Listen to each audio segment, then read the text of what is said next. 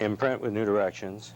Bending the Bow was published in 1968, and I've set the date for my next volume with new directions as being 15 years from the publication of Bending the Bow. So that makes it 1983. And I don't have to worry about whether these things belong to a book. A lot of what I'm going to be reading this evening have been work written since 1968. One thing I had observed was that the United States treats everything as if it were an industry. You can imagine the catastrophe it would be if a motor car company decided it might have to think over the design of its motor cars for 3 years and didn't come out with a new model. It would be announced as defunct. And American poets behave much the same way, and my publisher expected a book also in 3 years. And I said, no, I'm going to take 15 years before I publish another book, and I won't even know what belongs in it, because I'm not imagining collecting everything over 15 years. I won't even know that for right at the present time. I have 8 years to go before I have to think about what's in that book, not until I come to compose it. These are collections, true collections, that is. They collect everything for that period. So another significant notice, in that, thing I knew at the point that I made that decision about 15 years was that with the publication of Bending the Bow, my work I'm doing now no longer, lo and behold, relates to what is happening in poetry, other than what I'm doing. In the period when I was writing these 3 books, I was participating in a very exciting period of American poetry. One which is not extinct. I'm a survivor and go on writing, but many other things are happening, and there should be room for them. Okay, that's enough of that message. So you're hearing a poetry that whose poet has full permission to not have to be up to any date at all. And as I guess also appropriately enough, I spent a lot of time, as you will notice, in childhood as well as every other part of a life. Childhood's retreat. It's in the perilous branches of the tree, out of blue sky, the wind sings loudest surrounding me, and solitude, a wild solitude, is revealed. Fearfully, high I'd climb into the shaking uncertainties of song, part out of longing, part daring myself, part to see that widening of the world, part to find my own, my secret hiding sense and place, where from afar all voices and scenes come back, the barking of a dog, autumnal burnings, far calls, near calls, close calls. The boy I was calls out to me, here, the man where I am, look, I've been where you most fear to be.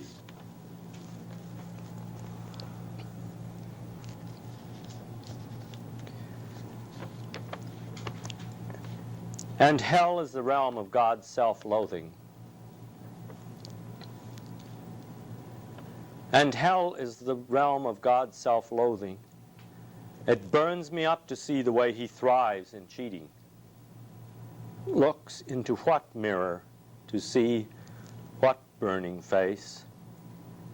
In error, I had thought my own what I could own. Through all the torture overtaking me in passing, another flower, not of evil, shone.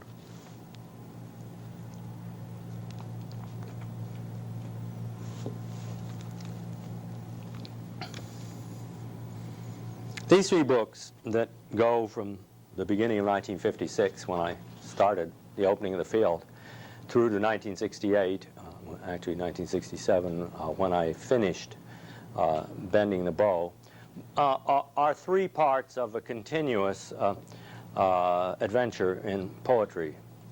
And the arrival at the point when that adventure was going to take place, I knew very well.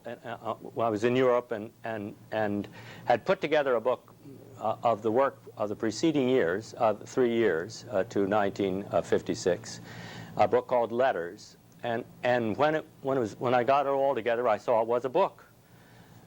So I realized that then the poems I was going to write would belong to a book, and that book had a plan, and that the first poem then that I started with would be the germ out of which that plan would unfold. And a plan in the same sense that Joyce's Ulysses has, or there were certain themes, there were certain events and interrelationships of theme from poem to poem. And I didn't know what that theme was going to be, but I knew that what I took to be the first poem would dictate it. I had a couple of poems arrive in which there were angels, and one even with angels giving instructions, and I knew I did not want, I knew in the first place I was not prepared for that, and I did not want the intrusion of voice at that level. A very great German poet wrote a set of Duino elegies, which is one of the first announcements that angels who had disappeared from most of religious life, although if we remember the Mormons, they were rather recently in American religious life, but for most churches, they were successfully, the Roman Catholic Church and then the Protestant Church and the Muslim religion, interestingly enough, all of them banned talking with angels in the 16th century. Jewish religion continued. They didn't put a ban on it. It's much earlier, didn't they? Joan, for instance, St. Joan will be burned because she talked with angels. Poets, Dante allowed, he told a simply amazing whopper. If you read his Vita Nuova, it's quite clear that an angel came to him in a dream and presented his heart to him, burning and smoldering, and told him that he was holding the heart in tribute to Amor. And then Dante writes in his Convivio, saving poets from ever being burned. No poet was burned outside of poetry, anyone who talked to angels or had hallucinations or whatever you want to call them of angels, in the Muslim religion and throughout the Christian religion, were burned. The Mormons were persecuted for having angelic directions. It was stamped out throughout the European world and also, interestingly enough, in that Near Eastern world, Muslims, among the Muslims. Dante said they were devices and set about proving that in Virgil the gods were devices, and in Dante's world and the medieval poetry world, the heaven, hell, and, if the angels are devices in the poem, then what about God when he speaks to you? That must be a device too. But it made poets fools, so they weren't burned. And in that remarkable escape, angels lasted in poetry as a possible major power, along with, amazingly enough, of course, unicorns, centaurs, and all of the realities of the poetic world. They didn't increase in reality in the Victorian period. It was very hard for a Tennyson.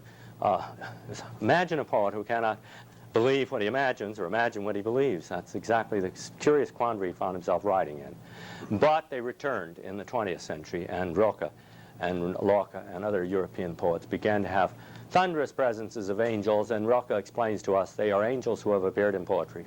They've been banned by the churches from our spiritual lives. Although I was raised and taught there were angels that guided me, that was permitted in a spiritual life, but not talking with them or seeing them.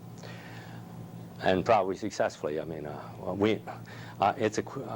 if they're around, they're mostly people in madhouses, I think. Madhouses were invented for people who live where other people used to live in ecstasy and so forth. Or poetry. Okay.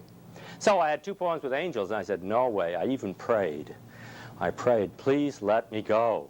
Now, the opening line of this poem, so a poem came, and its first line was, often I'm permitted to return to a meadow. And when that line came to me, I realized that by twice praying that I would not have to deal with angels, at last I was permitted to return to a meadow. and I'm writing, meanwhile, I'm writing on in this poem as fast as I can go, and I realize that I've been given the start of a book that will get me into plenty of trouble, but won't land angels on top of me. If they come with some courtesy, instead of directing the whole thing. So I'll read you the opening of this book, because it's the opening of an adventure that then carries all the way through to Bending the Bow. And of course, it's still here with me. I'm going to hit that one. Okay. Often I'm permitted to return to a meadow, as if it were a scene made up by the mind that is not mine, but is a made-up place that is mine. It is so near to the heart, an eternal pasture folded in all thought, so that there is a hall therein, that is a made place, created by light, wherefrom the shadows that are forms fall. Wherefrom fall all architectures I am, I say our likenesses of the first beloved, whose flowers are flames lit for the lady. She it is, queen under the hill, whose hosts are a disturbance of words within words, that is a field folded. It is only a dream of the grass blowing east against the source of the sun in an hour before the sun's going down, whose secret we see in a children's game of ring a round of roses told. Often I am permitted to return to a meadow as if it were a given property of the mind that certain bounds hold against chaos. That is a place of first permission, everlasting omen of what is.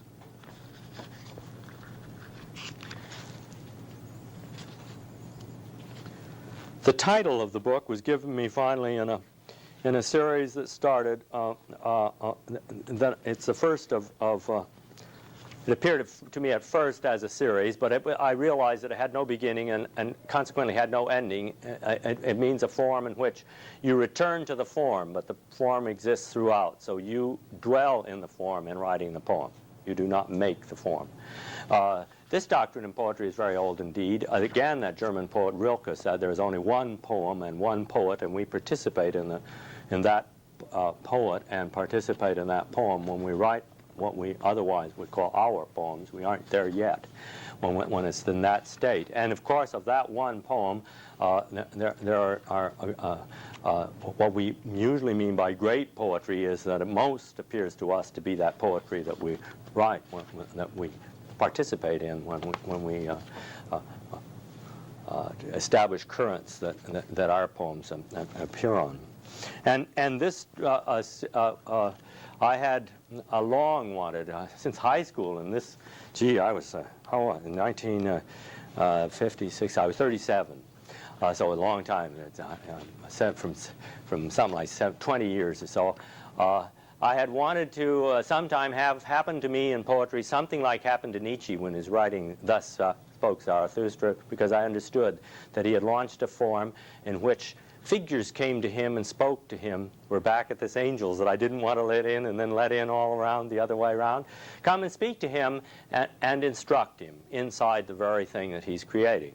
And also at a small college called Black Mountain College, I had been teaching a class in the Illumination of Rimbaud, where again Rimbaud writes prose poems, and the same figures come and instruct Rimbaud. And they're instructing him not only in mysteries of what is the nature of this poetry, this realm, but they are also instructing him on what his duties are there and what his work is to be. And this is the, I'll read the first two of Structures of Rhyme. It was going to be an open series that would be prose poems, but these prose poems move in and out of prose and verse. Verse is written in lines, lo and behold, that's what verse means. And prose, you know what it looks like. It's written like paragraphs and so forth.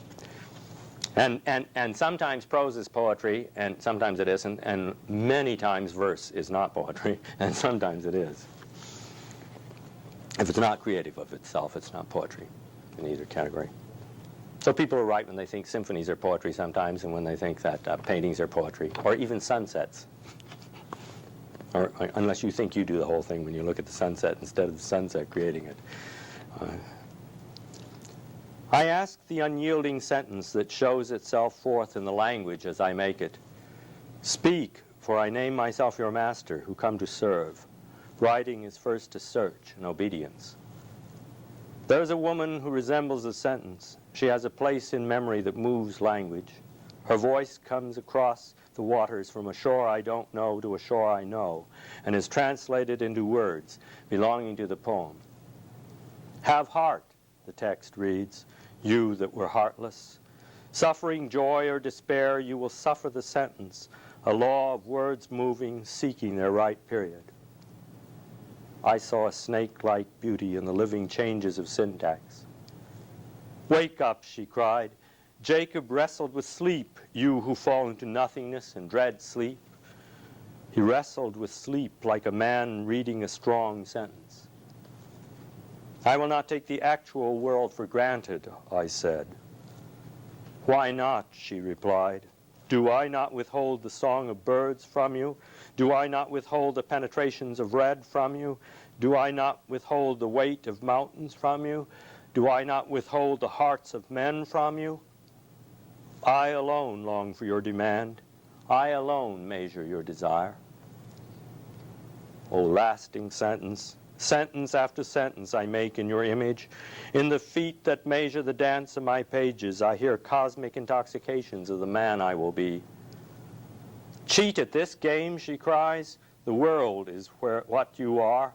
Stand then, so I can see you, a fierce destroyer of images.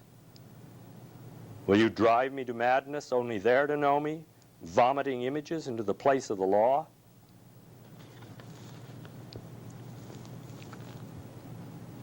Structure of rhyme 2. What of the structure of rhyme? I said. The messenger in guise of a lion roared. Why does man retract his song from the impoverished air? He brings his young into the opening of the field. Does he so fear beautiful compulsion? I, in the guise of a lion, roared out great vowels and heard their amazing patterns. A lion without disguise said, he that sang to charm the beasts was false of tongue. There is a melody within the surfeit of speech that is most man. What of the structure of rhyme? I asked. An absolute scale of resemblance and disresemblance establishes measures that are music in the actual world. The lion in the zodiac replied, the actual stars moving are music in the real world. This is the meaning of the music of the spheres.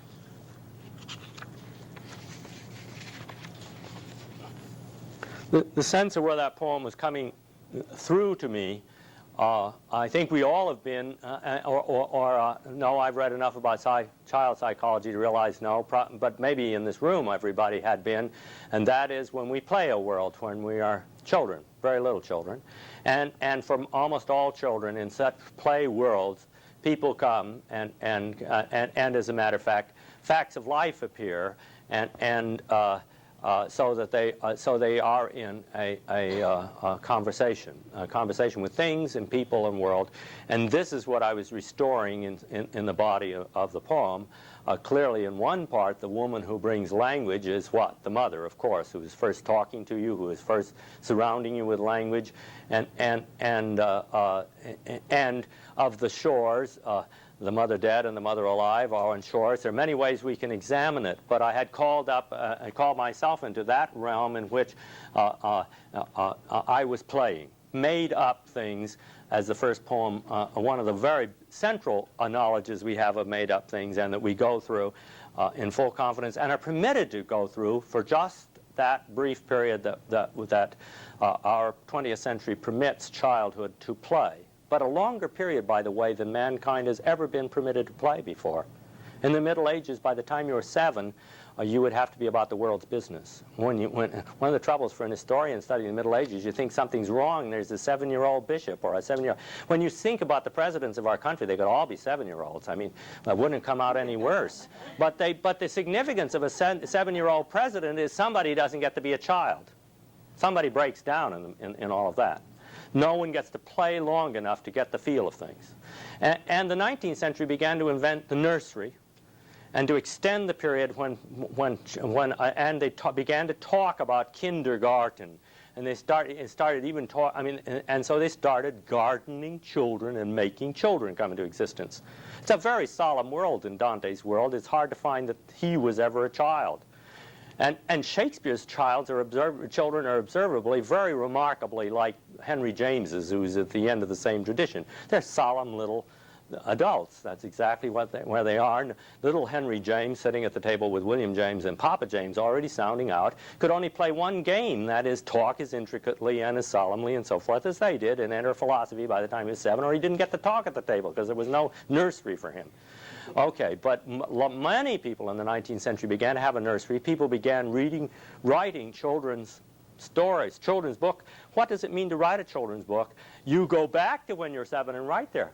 That's how come you write them. I wrote one, and I knew exactly where to go to write, and I wrote from everything I knew when I was 7. I found out I was 7. Lo and behold, I was 1/7.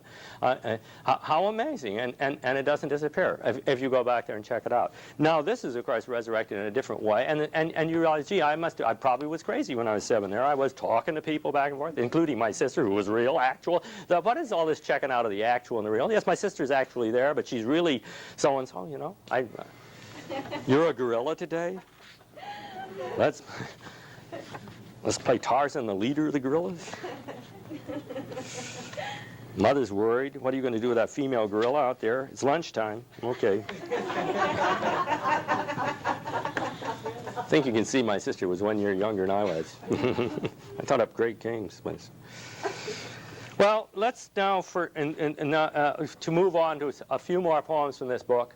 It's the first book also in which the contemplation of the meaning of our American experience emerges very strongly, and it's nice in our solemn bicentennial year. I haven't got an American flag hanging in the background, but if poets came out roaring when the iniquities of America appeared full blast in that Vietnamese war, it was not because they weren't American. It was because they were. And because there was so much of it that they saw that their nightmare was made evident. I mean, their inner psychic world had finally been revealed. The thing they always felt was there. The thing that we knew that was thoroughly there in my generation, because most of my generation was running that war, and certainly was there in my parents' generation. Ezra Pound, for instance, with his rabid anti-Semitism, never exceeded the polite anti-Semitism of my WASP parents, who felt Hitler was quite right to be killing communists because they should be exterminated, but he was wrong killing nice Jews. There are Jews that it would be very good if we got rid of, but so many nice people, the ones who owned the department store and the bank, were being killed too. They were the right people. So there were right and wrong people in America. I heard lots of that along with the beginnings. So it's a grievous experience, and yet a very exciting experience. What was the dream, and what was the poetry? The poetry that I see the Constitution, for instance, as a poem, not a law laid down on it, said all, but a great dream of what mankind could be like, and an 18th century poem about an exact counterpart of the minuet and the dances. They were just giving up and going on to our much more rowdy waltzes. I mean, soon in the 30s, the Adamses were aghast at the way we were dancing and at the way that Jackson was dancing. But they were refined dance masters who wrote the Constitution, and that one is very attractive to me because I love fine fittings, and the fine carpentry of that period is also haunting to me in relation to a poem.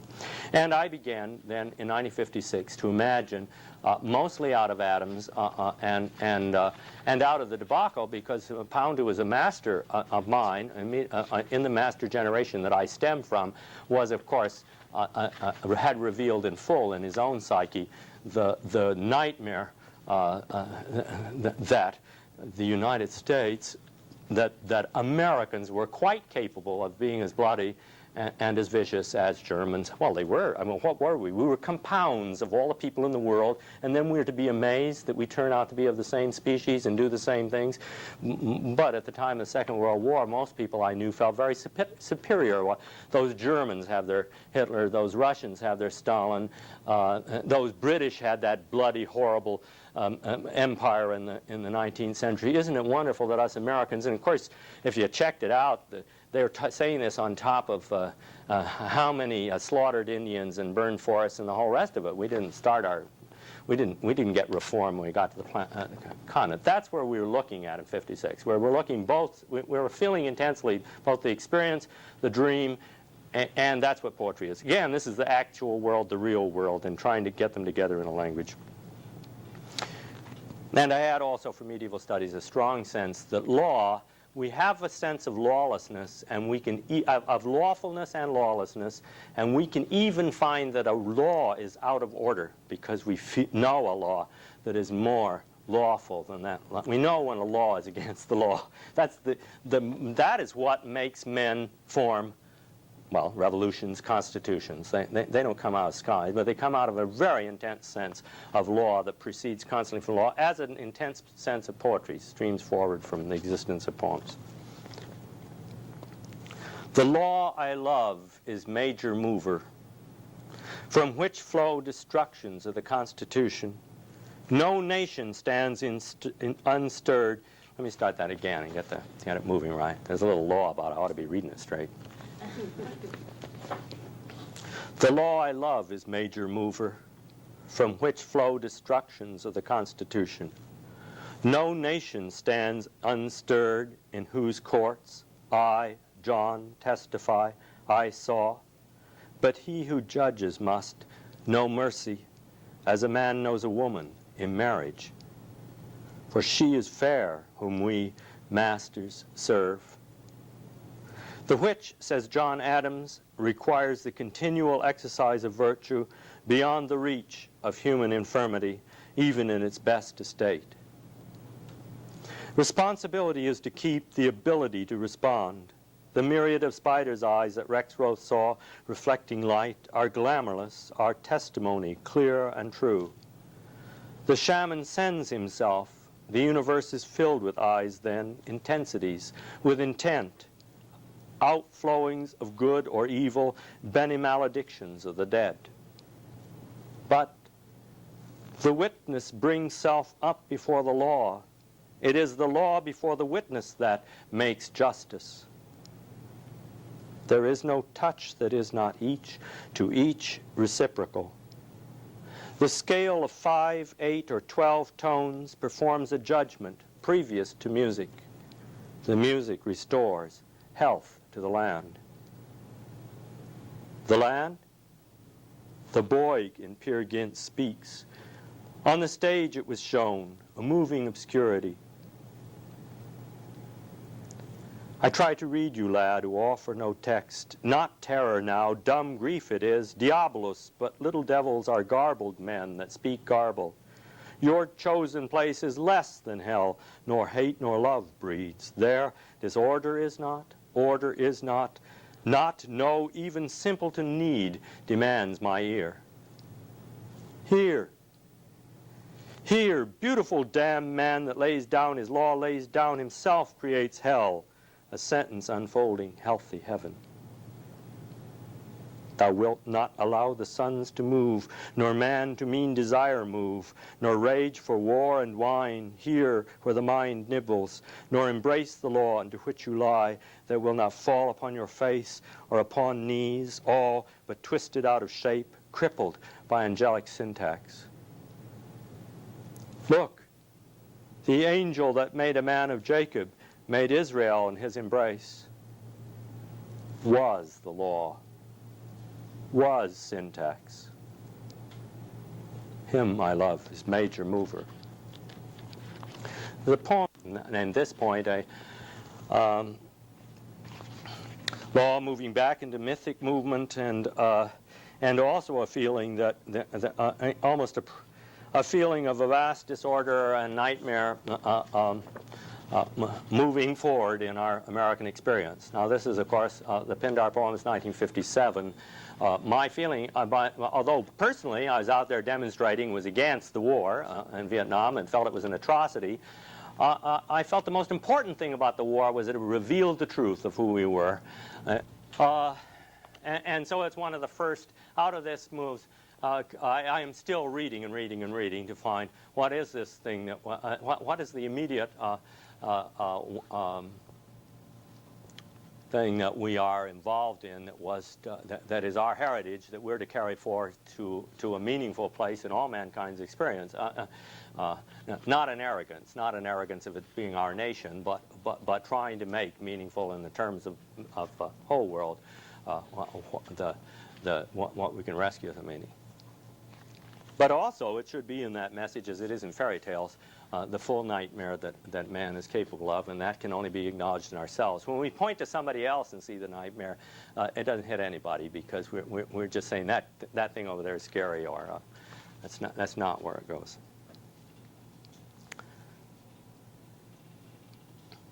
This poem began because I was reading a translation of Pindar late at night, and all of a sudden I had read through a couple of odes, and now at this point I had never, it's only this year that I had begun to read Pindar in Greek.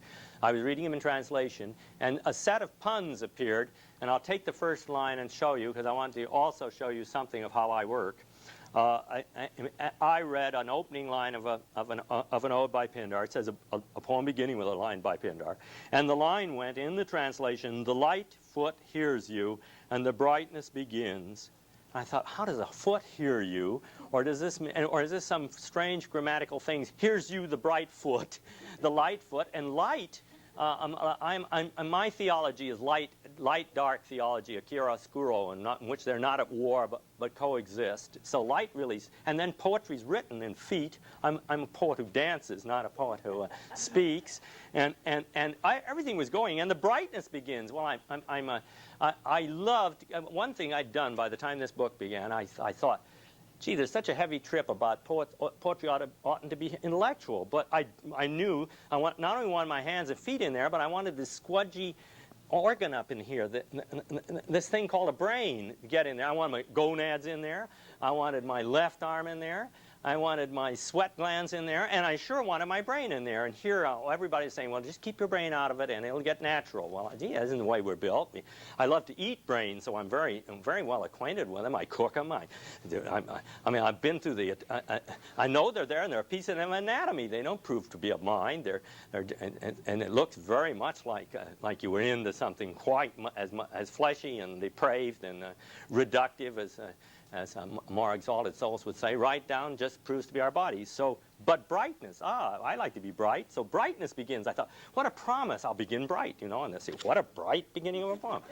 See how bright he is. It was all there in this line, and no wonder. What also came, this is where the poem begins, and I stop reading, grab a notebook from the side of my bed and start writing, and get, as I remember, I get all the way through to but they are not in a landscape, they exist in obscurity. And then I knew I was starting to rehearse the story of Cupid and Psyche, and that I could let it go and go to sleep and start working on the poem the next day.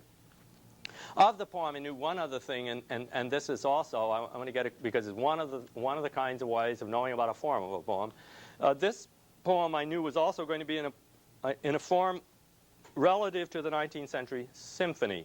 It was going to be in 4 movements. I had written several poems in this form before. Howl by Allen Ginsberg is written in a sonata form of 4 movements, analogous to the 19th century symphony. Beethoven laid on quite a big proposition for longer than the 19th century. And of all people, Allen Ginsberg, who you'd think was giving a prophecy. The one difference between Allen Ginsberg and Christopher Smart or Jeremiah is he wrote in symphonic form when he wrote Howl, and he did it again when he wrote Kaddish.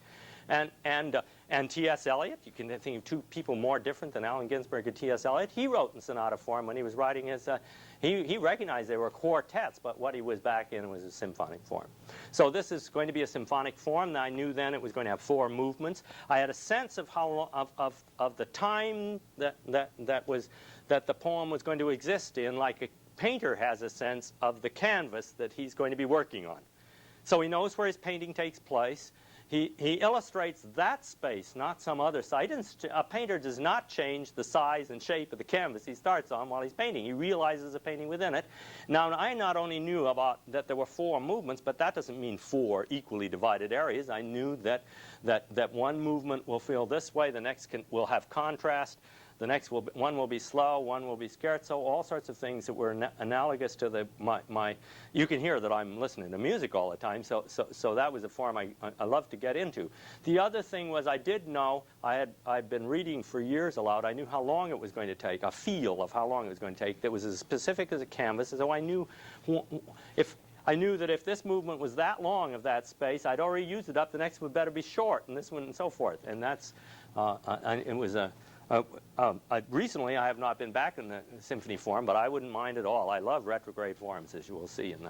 I will be reading a thorough retrograde in the second part of this program this evening. Okay, now we'll go into it straight on. A poem beginning with a line by Pindar. The light foot hears you, and the brightness begins. God's step at the margins of thought, quick, adulterous tread at the heart. Who is it that goes there? Where I see your quick face, notes of an old music pace the air, torso reverberations of a Grecian lyre. In Goya's canvas, Cupid and Psyche have a hurt, voluptuous grace, bruised by redemption. The copper light falling upon the brown boy's slight body is carnal fate that sends a soul wailing up from blind innocence, ensnared by dimness into the deprivations of desiring sight. But the eyes in Goya's painting are soft, diffuse with rapture, absorb the flame. Their bodies yield out of strength. Waves of visual pleasure wrap them in a sorrow previous to their impatience. A bronze of yearning, a rose that burns, the tips of their bodies, lips, ends of fingers, nipples. He is not winged. His thighs are flesh, are clouds, lit by the sun in its going down, hot luminescence at the loins of the visible. But they are not in a landscape. They exist in an obscurity. The wind spreading the sails serves them. The two jealous sisters, eager for her ruin, serve them. That she is ignorant, ignorant of what love will be, serves them. The dark serves them. The oil scalding his shoulder serves them, serves their story. Fate, spinning, knots the threads for love. Jealousy, ignorance, the hurt, serve them.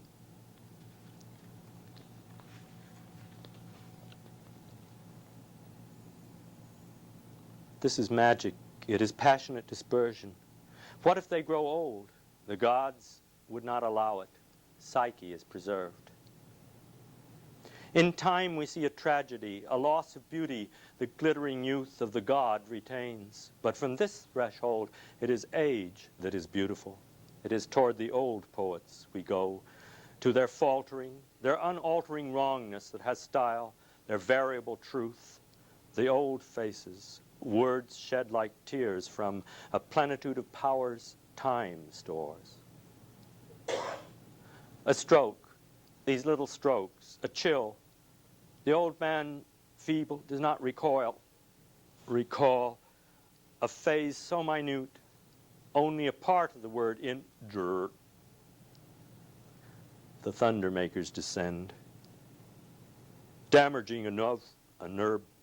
The present dented of the United States, the heavy cloud invades the brain. What if lilacs last in this dooryard bloomed? Hoover, Roosevelt, Truman, Eisenhower, where among these did the power reside that moves the heart? What flower of the nation, bride sweet, broke to the whole rapture?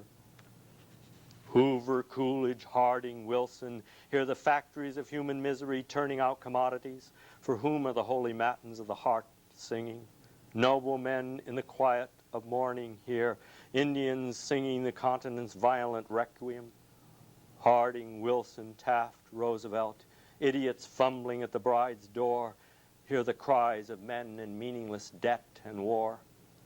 Where among these did the spirit reside that restores the land to productive order?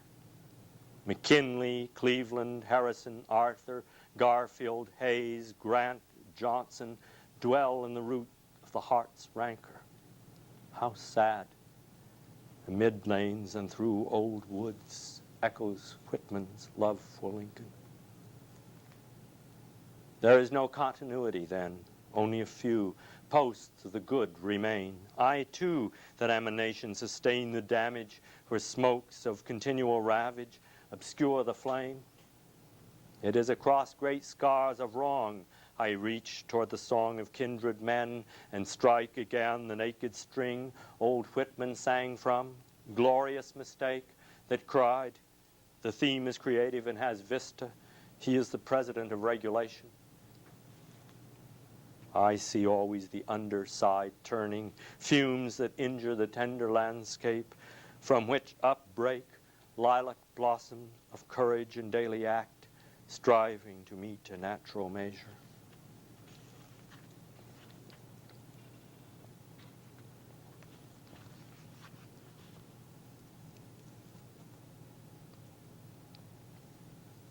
Psyche's tasks, the sorting of seeds, wheat, barley, oats, poppy, coriander, anise, beans, lentils, peas, every grain, in its right place before nightfall. Gathering the gold wool from the cannibal sheep, where the soul must weep and come near upon death. Harrowing hell for a casket Proserpina keeps, that must not be opened, containing beauty? No, melancholy coiled like a serpent, that is deadly sleep we are not permitted to succumb to. These are the old tasks. You've heard them before. They must be impossible. Psyche must despair, be brought to her insect instructor, must obey the counsels of the green reed, saved from suicide by a tower speaking, must follow to the letter freakish instructions. In the story, the ants help the old man at Pisa, mixed in whose mind, to draw the sorts, are all seeds, as a lone ant from a broken anthill had part restored by an insect, was upheld by a lizard. To draw the sorts, the wind is part of the process, defines a nation of the wind. Father of many notions, who let the light into the dark, began the many movements of the passion. West, from east, men push. The islands are blessed, cursed, that swim below the sun. Man upon whom the sun has gone down. There is a hero who struggles east, Widdershins, to free the dawn, and must woo night's daughter, sorcery, black passionate rage, covetous queens, so that the fleecy sun go back from Troy, Colchis, India, all the blazing armies spent, he must struggle alone toward the pyres of day. The light that is love rushes on toward passion, it verges upon dark, roses and blood flood the clouds, solitary first riders advance into legend. This land where I stand was all legend in my grandfather's time, cattle raiders, animal tribes, priests, gold. It was the West. Its vistas painters saw in diffuse light, in melancholy, in abysses left by glaciers as if they'd been the sun, primordial, carving empty enormities out of the rock. Snakes lurked, guarding secrets. These first ones survived solitude.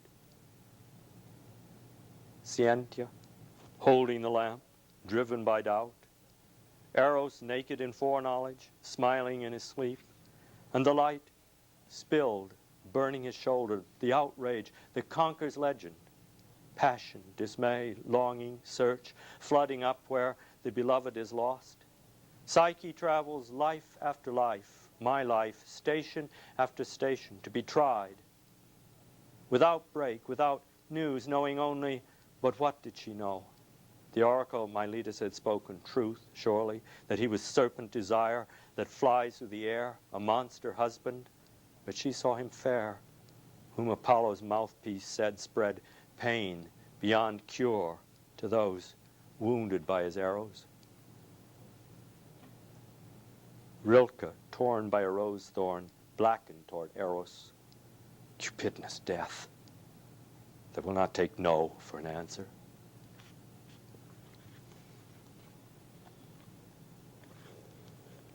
Oh, yes, bless the footfall where, step by step, the boundary walker, in maverick road, the snow, thud by thud, from the roof, circling the house, another tread. That foot, informed by the weight of all things, that can be elusive, no more than a nearness to the mind of a single image. Oh, yes, this, most dear, the catalyst force that renders clear the days of a life from the surrounding medium. Yes, beautiful rare wilderness, wildness of verified strength of my tame mind, clearing held against Indians, health that prepared to meet death, the stubborn hymns going up into the ramifications of the hostile air. That deceptive gives way. Who is there? Oh, light the light. The Indians give way, the clearing falls. Great death gives way and unprepares us. Lust gives way. The moon gives way. Night gives way. Minutely, the day gains. She saw the body of her beloved dismembered in waking, or was it in sight? Finders keepers, we sang when we were children, or were taught to sing before our histories began, and we began, who were beloved, our animal life toward thee, beloved, sworn to be keepers. On the hill before the wind came, the grass moved toward the one sea, blade after blade dancing in waves. There the children turn the ring to the left. There the children turn the ring to the right, dancing, dancing. And the lonely psyche goes up through the boy to the king that in the caves of history dreams. Round and round the children turn, London Bridge that as a kingdom falls. We have come so far that all the old stories whisper once more. Mount Ségur, Mount Victoire, Mount Tamalpais, rise to adore the mystery of love. An ode. Pindar's art, the editors tell us, was not a statue, but a mosaic, an accumulation of metaphor. But if he was archaic, not classic, a survival of obsolete mode, there may have been old voices in the survival that directed the heart. So a line from a hymn came in a novel I was reading to help me. Psyche poised to leap, and Pindar too, the editors write, goes too far, topples over. Listen to a tower that said, listen to me. The oracle had said, despair, the gods themselves abhor his power. And then the virgin flower of the dark falls back, flesh of our flesh, from which everywhere the information flows that is yearning. A line of Pindar moves from the area of my lamp towards morning. In the dawn that is nowhere, I have seen the willful children, clockwise and counterclockwise, turning.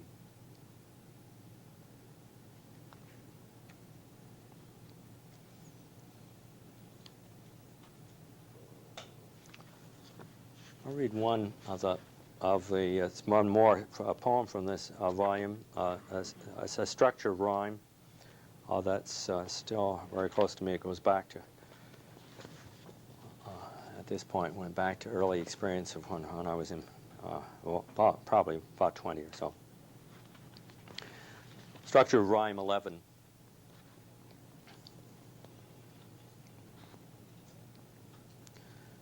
There are memories everywhere then. Remembered we go out, as in the first poem, upon the sea at night, to the drifting. Of my first lover there is a boat drifting. The oars have been cast down into the shell. As if this were no water but a wall, there is a repeated knock as of hollow against hollow, wood against wood. Stooping to knock on wood against the traps of the night fishers, I hear before my knocking the sound of a knock drifting. It goes without will through the perilous sound, a white, sad wanderer where I no longer am. It taps at the posts of the deserted wharf. Now, from the last years of my life, I hear forerunners of a branch creaking. All night a boat swings as if to sink, weight returning to weight in the cold water.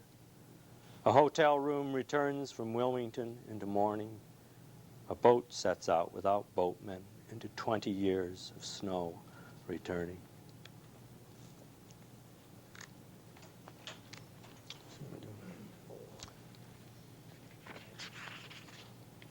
Then I'll do the closing poem from the book.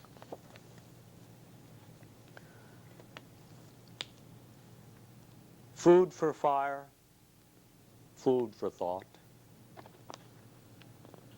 Good wood, that all fiery youth burst forth from winter. Go to sleep in the poem. Who will remember thy green flame, thy dreams amber? Language obeyed flares tongues in obscure matter. We trace faces in clouds, they drift apart. Palaces of air, the sun dying down, sets them on fire. Descry shadows on the flood from its dazzling mood, or at its shores read runes upon the sand from sea spume. This is what I wanted for the last poem, a loosening of conventions and return to open form. Leonardo saw figures that were stains upon a wall. Let the apparitions contained in the ground play as they will. You have carried a branch of tomorrow into the room. Its fragrance has awakened me. No, it was the sound of a fire on the hearth. Leaped up where you banked it, sparks of delight. Now I return the thought to the red glow that might be magical blood, palaces of heat in the fire's mouth. If you look, you will see the salamander, to the very elements that attend us, fairies of the fire, the radiant crawling. That was a long time ago. No, they were never really there. The once I saw, did I stare into the heart of desire burning and see a radiant man, like those fancy cities from fire into fire falling? We are close enough to childhood, so easily purged of whatever we thought we were to be. Flamy threads of firstness go out from your touch. Flickers of unlikely heat at the edge of our belief bud forth.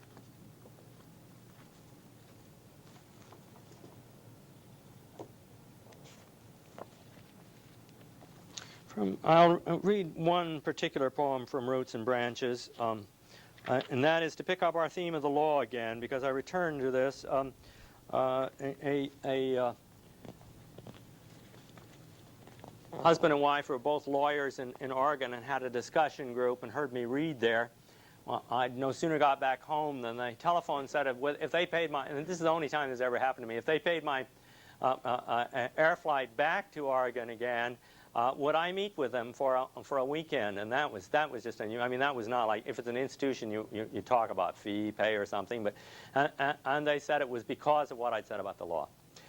And I went and I met with him. I had a really remarkable weekend. It was, of course, not just the two lawyers, but a group of people who were in all sorts of things that they recognized going through that first book. And the one that you just heard, it was toward the end of the time I'd written that I had the first reading in Portland, and so when I returned from that weekend, I wrote a poem, "The Law," for Toby and Claire McCarroll.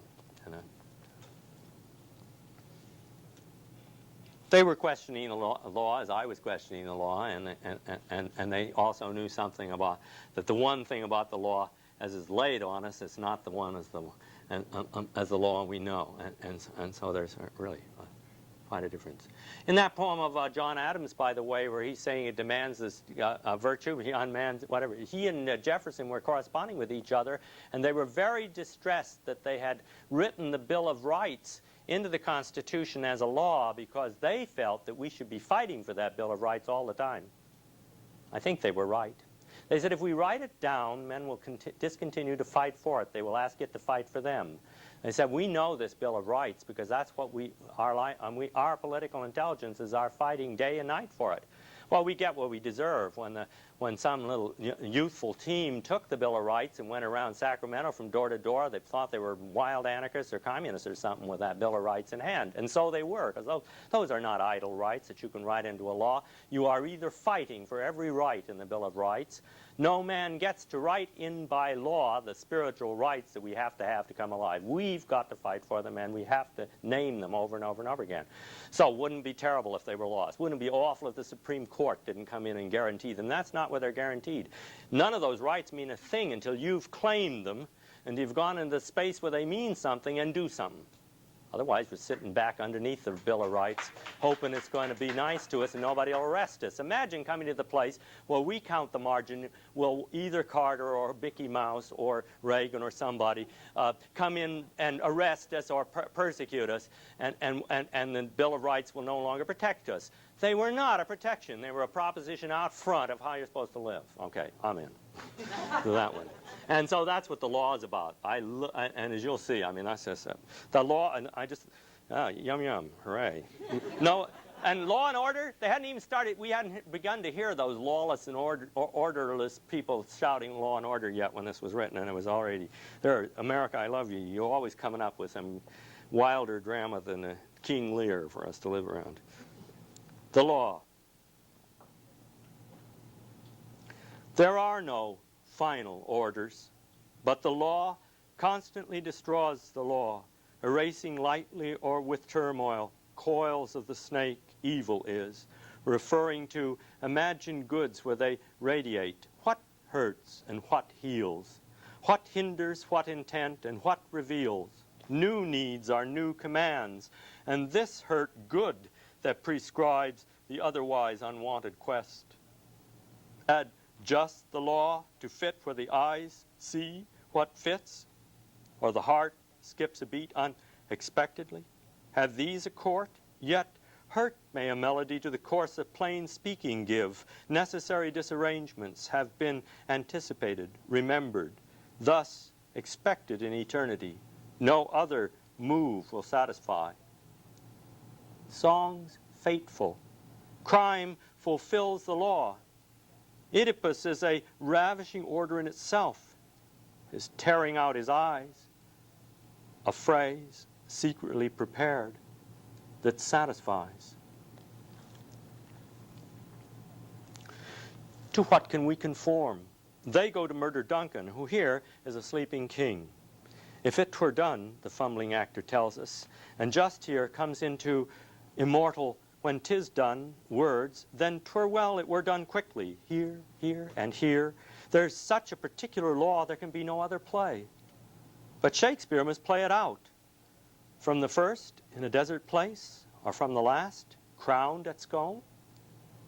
The law is everywhere we did not see, but singing where we were fearful to sing, sang unknowingly.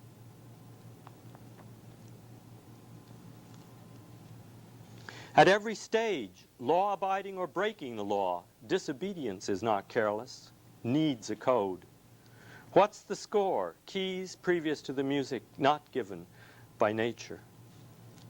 Justinian or Moses, whoever directs, must propose unnatural restrictions and say in a loud voice, "Cursed be he that confirmeth not all the words of this law to do them," designing therein nets to please Satan. The judge must have justice as his left hand, mercy as his right to hold them, if he be love to whom we pray is fisher of men from the cold living waters. For the laws are nets in the seas of men's will that teem with such cravings, seekings of redress, protests, bindings upon bindings, fates that men tie to imitate, knots that cold, hunger, hurt, and disease tie. Visible defections of what is, that stir old roots in fearful desire and throw forth prodigies of judgment, monsters, disastrous congregations, acts of God we call them, strokes that disable. Yet call upon love too, who by laws nailed to a cross, hail Christ, and make good our loss.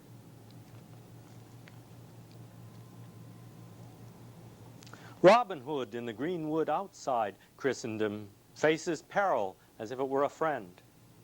Foremost, we admire the outlaw who has the strength of his own lawfulness, how we loved him in childhood and hoped to abide by his code that took life as its law. No, took an other way as its law, for great life itself uses us like wood and has no laws in burning, we understand, gives no alternatives, is, we think of as intransitive, who are exchanged in being, given over from I into I, law into law, no sooner breaking from what we understood than breaking forth, abiding, we stand. As Rescue, breaking down, going to pieces, caged in a university as he was, raged as a man should if he give over his fate to the muses, commanding as they do, strains of a wild melody against the grain, knots and hackings of their thread. It's the sense of law itself demands violation within the deceitful coils of institutions. What is hisses like a serpent, writhes to shed its skin.